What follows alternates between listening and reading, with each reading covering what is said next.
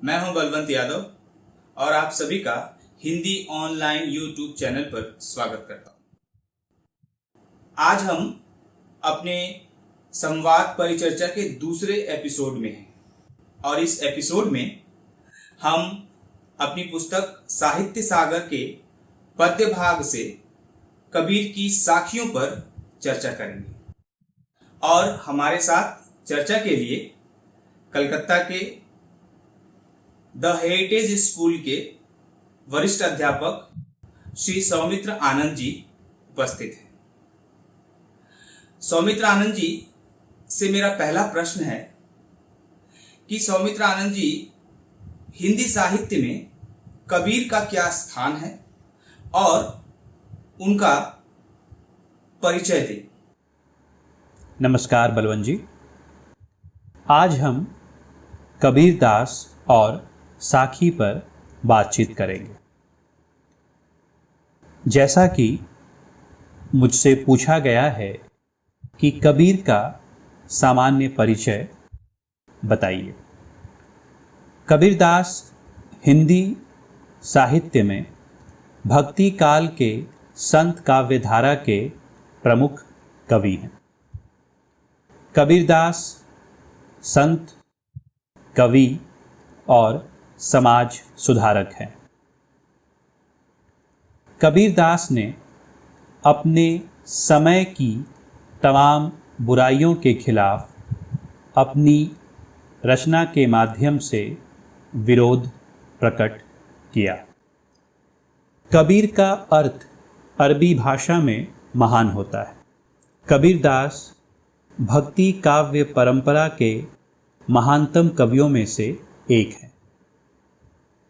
कबीर दास का लालन पोषण एक जुलाहा परिवार में हुआ।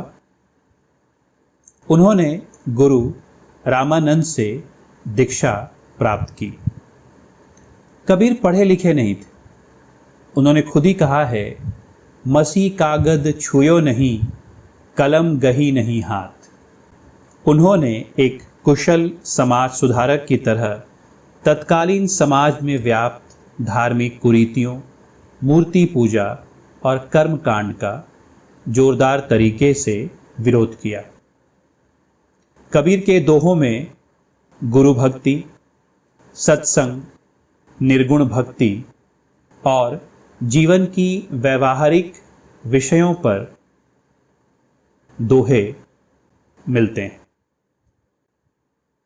कबीर की बाड़ी का संग्रह बीजक नाम से प्रसिद्ध है, जिसके 3 भाग हैं, साखी, सबद और रमैनी। कबीर की भाषा में भोजपुरी, अवधी, ब्रज, खड़ी बोली, हरियाणवी, अरबी और फारसी के शब्दों का समावेश है। हिंदी के कई विद्वान कबीर की भाषा को पंचमेल खिचड़ी या सधुक्कड़ी भाषा भी कहते हैं। हिंदी के प्रमुख आलोचक हजारी प्रसाद द्विवेदी ने कबीर को भाषा का डिक्टेटर भी कहा है। बहुत बहुत धन्यवाद सौमित्र जी। आपसे मेरा दूसरा प्रश्न है कि पाठ में कबीर की 5 साखियां संकलित हैं। आलोचनात्मक व्याख्या आप प्रस्तुत करें। कबीर के दोहों पर बातचीत करने से पहले आइए जान ले कि साखी किसे कहते हैं। साखी शब्द संस्कृत के साक्षी का रूपांतरण है। संस्कृत साहित्य में आँखों से प्रत्यक्ष देखने वाले के अर्थ में साक्षी का प्रयोग हुआ है। कबीर ने कहा भी है, साखी आँखी ज्ञान की। तो आइए पाठ्यक्रम में संकलित कबीर के दोहों पर बातचीत करते हैं। सबसे पहले मैं उनके दोहों को पढ़ूंगा। पहला दोहा है, गुरु गोविंद दो खड़े काके लागू पाए, बलिहारी गुरु आपने गोविंद दियो बताए। कबीरदास ने सदैव गुरु को महत्व दिया है। कबीरदास ने गुरु को महान माना है। एक गुरु अपने शिष्य को सही मार्ग दिखलाता है, क्या सही है क्या गलत है यह बताता है। एक सच्चा गुरु शिष्य को सांसारिक मोह माया से मुक्त भी करता है। कबीर कहते हैं कि जब मेरे सामने ईश्वर और गुरु दोनों खड़े हो गए, तब सच्चे गुरु ने मुझे सर्वप्रथम ईश्वर के चरण छूने की आज्ञा दी। इसीलिए गुरु का स्थान ईश्वर से बड़ा है। दूसरा दोहा देखिए, जब मैं था तब हरि नहीं, अब हरि है मैं नाही। प्रेम गली अति सांकरी, तामे दो न समाही। कबीर कहते हैं कि ईश्वर की भक्ति अहंकार शून्य हृदय से की जा सकती है। यानी जिस हृदय में अहंकार का वास है वहाँ ईश्वर नहीं आ सकते। ईश्वर की भक्ति रूपी प्रेम की गली अति सांकरी है, बेहद पतली है, बेहद तंग है, जहाँ ईश्वर और अहंकार दोनों का वास नहीं हो सकता। अर्थात यदि आपको ईश्वर की प्राप्ति करनी है, आपको अहंकार से मुक्त होना ही होगा। कबीरदास ने अपने दोहों के माध्यम से हिंदू और मुसलमान दोनों धर्मों की संकीर्णताओं को, धार्मिक कुरीतियों को, पाखंड को और दिखावे को गलत माना है और उन्होंने इन सब का विरोध किया है। मैं पहले उन दोहों को पढ़ूंगा जो आपके पाठ्यक्रम में है और जो धार्मिक कुरीतियों के खिलाफ लिखे गए हैं। कांकर पाथर जोरी के मस्जिद लई बनाए, ता चढ़ी मुल्ला बांग दे, क्या बहरा हुआ खुदाए। पाहन पूजे हरि मिले तो मैं पूजू पहाड़, ताते ये चाकी भली पीस खाए संसार। कबीर कहते हैं कि एक मौलवी ईंट पत्थर जोड़कर एक मस्जिद बना लेता है और रोजाना उस पर चढ़कर अपने ईश्वर को आवाज देता है, अजान पढ़ता है और ऊंची आवाज में पढ़ता है। क्या उसका ईश्वर बहरा है जो अपने भक्तों की आवाज सुन नहीं पाता है? कबीर कहते हैं कि भक्ति शांत मन से करनी चाहिए, क्योंकि ईश्वर हर जगह विद्यमान है। वह जड़ में है, वह चेतन में है, वह मुझ में है, वह आप में है।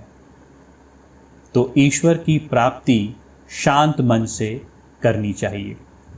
वहीं दूसरी तरफ कबीर हिंदुओं की धार्मिक कुरीतियों का, दिखावे का और आडंबर का विरोध करते हैं। वो कहते हैं कि पत्थर की मूर्ति को पूजने से तो कहीं ज़्यादा अच्छा है कि वह पत्थर की चक्की की पूजा करे, क्योंकि पत्थर की चक्की से पीसा हुआ अन्न सबकी भूख शांत करता है।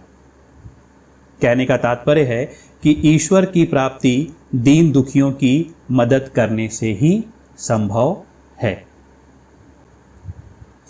कबीर ने अपने एक दोहे में ईश्वर के महत्व का भी गुणगान किया है। वे कहते हैं कि ईश्वर की महत्ता बताई नहीं जा सकती। वे कहते हैं कि इसके लिए यदि सातों समुद्र को स्याही मान ली जाए, जंगलों के पेड़ों को कलम बना दिया जाए और पूरी धरती को कागज मान लिया जाए, तब भी ईश्वर के गुणों की व्याख्या मनुष्य के लिए संभव नहीं है। बहुत बहुत धन्यवाद सौमित्र जी। आपसे मेरा अगला प्रश्न है कि कबीर की प्रासंगिकता पर अपने विचार बताएं कि आज कबीर कितने प्रासंगिक हैं। बलवंत जी, आपने प्रश्न पूछा है कि क्या कबीर प्रासंगिक हैं, तो इसके लिए मैं एक ही वाक्य कहूँगा कि हाँ, कबीर आज भी प्रासंगिक हैं। कबीर ने अपने समय की जिन समस्याओं के खिलाफ संघर्ष किया, आज भी हमारे समाज में वही समस्याएं मौजूद हैं, या मैं यूं कहूं कि वे समस्याएं आज ज़्यादा विकराल रूप में हमारे सामने उपस्थित हैं, जिनमें हिंदू मुसलमान के बीच का भेदभाव, जातिगत भेदभाव, छुआछूत, अमीरी गरीबी के बीच की चौड़ी होती खाई प्रमुख हैं। कबीर ने इन तमाम बुराइयों के खिलाफ अपनी वाणी को मुखर किया, और आज भी कबीर की रचनाएं हमारे अंदर वही इच्छा शक्ति पैदा करती हैं। और अंत में मैं कहना चाहूँगा कि कबीर का संपूर्ण साहित्य प्रश्न पूछने का साहित्य है। कबीर बगावत के सबसे बड़े ब्रांड हैं, और उनकी बगावत उन तमाम सत्ताधीशों के खिलाफ है जो मानवता के खिलाफ खड़े हैं। धन्यवाद। धन्यवाद सौमित्र जी। तो आज हमने कबीर और उनकी साखियों पर चर्चा की। मुझे उम्मीद है कि इस संवाद परिचर्चा से हमारे विद्यार्थी और शिक्षकगण लाभान्वित होंगे। तो इसी के साथ आज हम विदा लेते हैं। आपसे फिर मुलाकात होगी एक नए पाठ के साथ, एक नए संवाद परिचर्चा में। तब तक के लिए आप सबका बहुत बहुत धन्यवाद।